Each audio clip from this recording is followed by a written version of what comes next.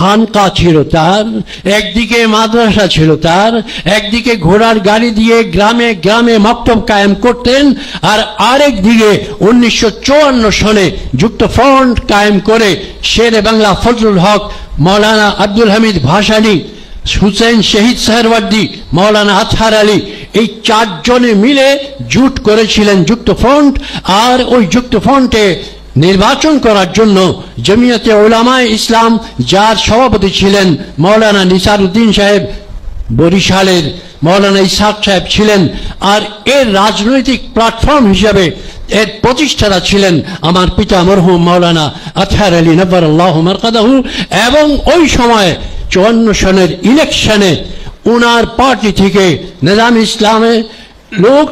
30 জনের উপর এমপি হয়েছিল, সংসদ সদস্য হয়েছিল, এবং 7 জনের উপর মিনিস্টার হয়েছিল।